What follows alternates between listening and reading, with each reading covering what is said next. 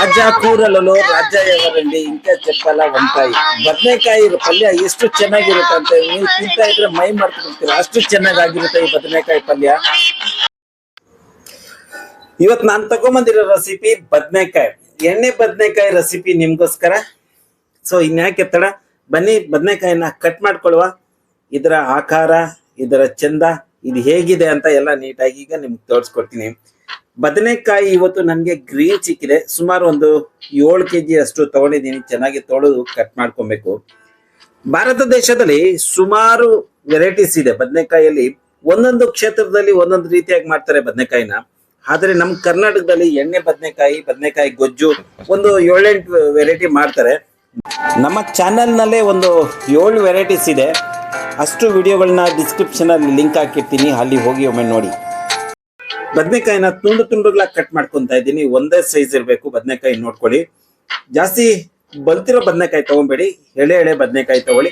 ಈಗ ಬದನೆಕಾಯಿ ತುಂಡುಗಳು ರೆಡಿ ಆಗಿದೆ. ಈಗ ಪಲ್ಯ ಮಾಡುವ, ಬನ್ನಿ ಎಷ್ಟು ಚೆನ್ನಾಗುತ್ತೆ ಅಂತ ನೋಡ್ಕೊಳ್ಳುವ. ಬೇಕಾಗಿರೋ ಪದಾರ್ಥಗಳೆಲ್ಲ ಇಲ್ಲೇ ಇಟ್ಕೊಂಡಿದ್ದೀನಿ. ತುಂಬಾ ಇಂಪಾರ್ಟೆಂಟ್ ಅಂದ್ರೆ ಕಳೆ ಬೀಜ ಬೇಕು, ಕೊಬ್ಬರಿ ಇರಬೇಕು, ಮತ್ತೆ ಮಸಾಲಾ ಪೌಡರ್ ಇಷ್ಟೇ. ಅರಿಶಿನ ಪುಡಿ, ಚಿಲ್ಲಿ ಪೌಡರ್, ಧನಿಯಾ ಪುಡಿ, ಸಾಂಬಾರ್ ಪೌಡರ್, ಉಪ್ಪು, ಮೆಣಸಿನ್ಕಾಯಿ, ಬೆಳ್ಳುಳ್ಳಿ, ಕರಿಬೇವಿನ ಸೊಪ್ಪು, ಸ್ವಲ್ಪ ಕೊತ್ತಂಬರಿ ಸೊಪ್ಪು, ಕಟ್ ಮಾಡಿ ಇಟ್ಕೊಂಡಿರುವ ಈರುಳ್ಳಿ, ಟೊಮೆಟೊ. ಇದೇನ್ ಗೊತ್ತಾ, ಗಸಗಸೆ. ಹೌದು, ಗಸಗಸೆನ ಸ್ವಲ್ಪ ಹುರಿದು ಕೊಬ್ಬರಿ ಜೊತೆಗೆ ನೈಸಾಗಿ ರುಬ್ಕೊಂಡ್ಬರ್ಬೇಕು. ನೈಸಾಗಿ ರುಬ್ಕೊಂಡ್ರೆ ಗಸಗಸೆ ಟೇಸ್ಟ್. ಸ್ವಲ್ಪ ಚೆನ್ನಾಗಿ ಬೆಚ್ಚಿಂಗ್ ಮಾಡ್ಕೊಂಡಿದ್ದೀನಿ. ಕೊಬ್ಬರಿ ಜೊತೆಗೆ ಹಾಕಿ ಇದನ್ನ ನೈಸ್ ಮಾಡ್ಕೊತೀನಿ. ಗಸಗಸೆ ಮತ್ತು ಕೊಬ್ಬರಿ ನೈಸ್ ಮಾಡ್ಕೊಬೇಕು.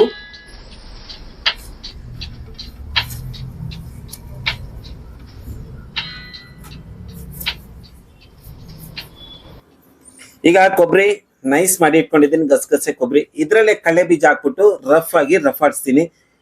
ಕಡಲೆ ಬೀಜ ಹಾಕಿದ್ಮೇಲೆ ಜಾಸ್ತಿ ನೈಸ್ ಮಾಡೋಂಗಿಲ್ಲ.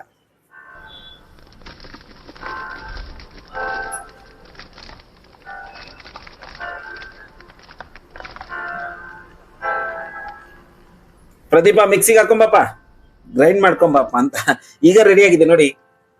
ಕಡಲೆ ಬೀಜ ಜಾಸ್ತಿ ನೈಸ್ ಮಾಡಿಲ್ಲ, ಸ್ವಲ್ಪ ರಫ್ ಆಗಿ ಇದೆ. ಈಗ ಇದು ಸೈಡ್ಗೆ ಇಟ್ಬಿಟ್ಟು ಎಣ್ಣೆ ಬಿಸಿ ಆಗಿದೆ. ನಾನು ಬದನೆಕಾಯಿ ತುಂಡುಗಳನ್ನ ಫ್ರೈ ಮಾಡ್ಕೊತಾ ಇದ್ದೀನಿ, ಡೀಪ್ ಫ್ರೈ ಮಾಡ್ತಾ ಇದ್ದೀನಿ. ಯಾಕೆಂದ್ರೆ ನಾನು ನಿಮಗೆ ಮೊದಲೇ ಹೇಳಿದ್ನಲ್ಲ, ತುಂಬಾ ಸಿಂಪಲ್ ಆಗಿ 15 ನಿಮಿಷದಲ್ಲಿ ಬದನೆಕಾಯಿ ಮಸಾಲಾ ರೆಸಿಪಿ ತೋರಿಸ್ತೀನಿ ಅಂತ. ಅದೇ ತರ ತೋರಿಸ್ಕೊಡ್ಬೇಕಲ್ಲ. ಸೊ ಗೋಲ್ಡನ್ ಕಲರ್ ಬಂದಿದೆ ಬದನೆಕಾಯಿ ಹೋಳುಗಳು. ಹೀಗೆ ಸೈಡ್ಗೆ ಇಡ್ತೀನಿ ಇದನ್ನೆಲ್ಲನು. ಮತ್ತೆ ಇನ್ನೊಂದು ಕಡೆ ಬಾಂಡ್ಲಿ ಇಟ್ಟು, ಬಾಂಡ್ಲಿ ಸ್ವಲ್ಪ ಎಣ್ಣೆ ಹಾಕಿ, ಸ್ವಲ್ಪ ಕಡಲೆಬೇಳೆ ಮತ್ತು ಕರಿಬೇವಿನ ಸೊಪ್ಪು ಹಾಗೂ ಬೆಳ್ಳುಳ್ಳಿ. ಹೌದು, ಬೆಳ್ಳುಳ್ಳಿ ತುಂಬಾ ಇಂಪಾರ್ಟೆಂಟು. ಬೆಳ್ಳುಳ್ಳಿ ಟೇಸ್ಟ್ ಚೆನ್ನಾಗಿ ಬರುತ್ತೆ. ನೀವು ಬೆಳ್ಳುಳ್ಳಿ ಈರುಳ್ಳಿ ತಿನ್ನೋರಾದ್ರೆ ಹಾಕ್ಕೊಳ್ಳಿ. ಬೆಳ್ಳುಳ್ಳಿ ಈರುಳ್ಳಿ ತಿನ್ನಲ್ಲ ಅಂದ್ರೆ ಕ್ಯಾನ್ಸಲ್ ಮಾಡಿ, ಬರೀ ಟೊಮೆಟೊದಲ್ಲಿ ಮಾಡಿ. ಈಗ ಸ್ವಲ್ಪ ಮೆಣಸಿನ್ಕಾಯಿ ಚಿಟ ಅಂತ ಇತ್ತು, ಈರುಳ್ಳಿ ಸೇರಿಸ್ತಾ ಇದ್ದೀನಿ.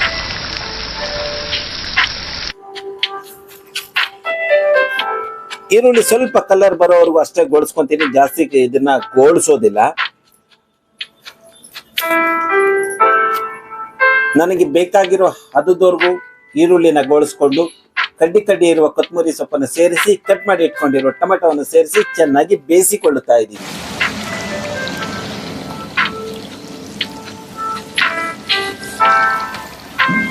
ಎಲ್ಲ ಬದನೆಕಾಯಿ ತುಂಡುಗಳನ್ನು ಫ್ರೈ ಮಾಡಿ ಸೈಡ್ಗೆ ಇಡಬೇಕು.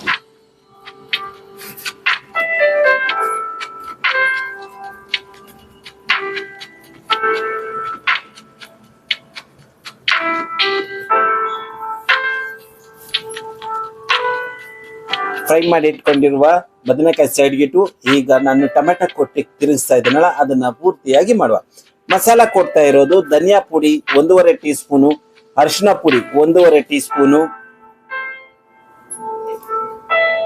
5 kg ಬದನೆಕಾಯಿ ನನಗೆ ರೆಡಿ ಸಿಕ್ಕಿತ್ತು, ಅದಕ್ಕೆ ಮಸಾಲ ಕೊಡ್ತಾ ಇರೋದು. ಈಗ ನಾನು ಮೆಣಸಿನ ಪುಡಿ ತಗೊಂಡಿದ್ದೀನಿ 3 ಟೀ ಸ್ಪೂನ್ ಅಷ್ಟು. ಸಾಂಬಾರ್ ಪೌಡರ್ ತಗೊಂಡಿದ್ದೀನಿ ನಾನು, ಸಾಂಬಾರ್ ಪೌಡರ್ 4 ಟೀ ಸ್ಪೂನ್ ಅಷ್ಟು. ಇನ್ನೊಂದು ಸ್ವಲ್ಪ ಹಾಕೊಳ್ತೀನಿ.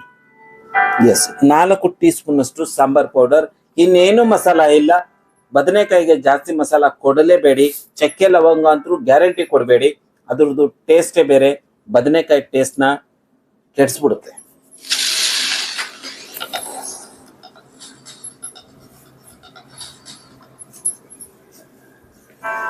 ಈಗ ಮಸಾಲ ಸಿದ್ಧವಾಗಿದೆ. ಪ್ರದೀಪನು ಮಸಾಲ ನೈಸ್ ಆಗಿ ಆಗ್ತಾ ಇಲ್ಲ, ಸ್ವಲ್ಪ ರಫ್ ಆಗಿ. ಹೌದು, ನಿಮ್ಗೆ ತುಂಬಾ ಇಂಪಾರ್ಟೆಂಟ್ ವಿಷಯ ಹೇಳ್ತೀನಿ, ಮಸಾಲ ಜಾಸ್ತಿ ನೈಸ್ ಮಾಡಬಾರದು. ಈಗ ಬಾಂಡ್ಲಿಯನ್ನ ತೊಳೆದು ಒಂದು ಚೂರು ಎಣ್ಣೆಯನ್ನು ಹಾಕಿ ಒಗ್ಗರಣೆಗೆ ಸ್ಟಾರ್ಟ್ ಮಾಡಿದೀನಿ.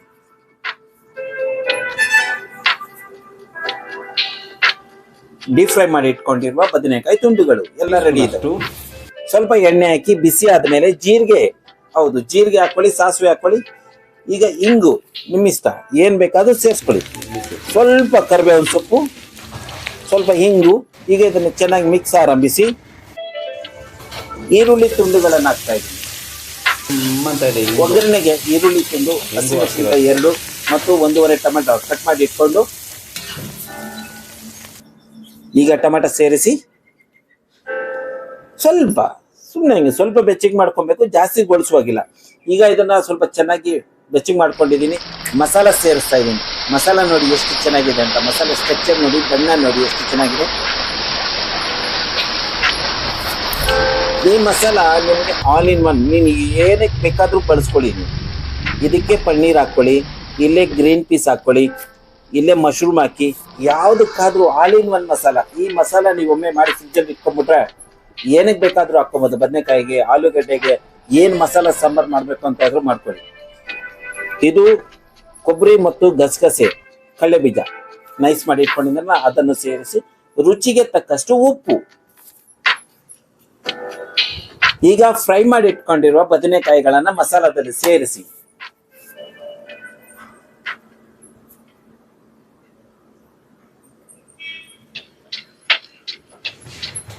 ಸ್ವಲ್ಪ ಮಿಕ್ಸ್ ಆರಂಭಿಸಿ.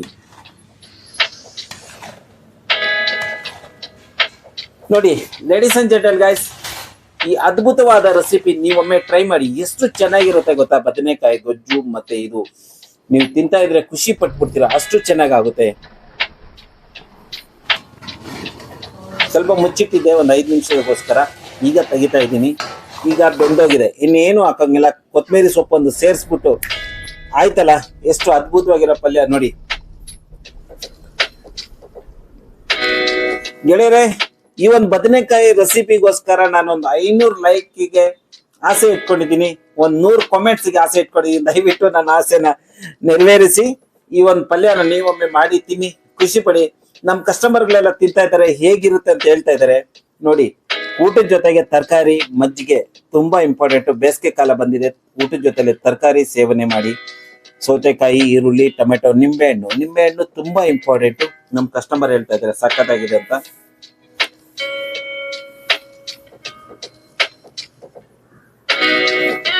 Super ladies and gentle guys, ಇದಾಗಿತ್ತು ಬದನೆಕಾಯಿ ಮಸಾಲಾ ರೆಸಿಪಿ ನಿಮ್ಗೋಸ್ಕರ.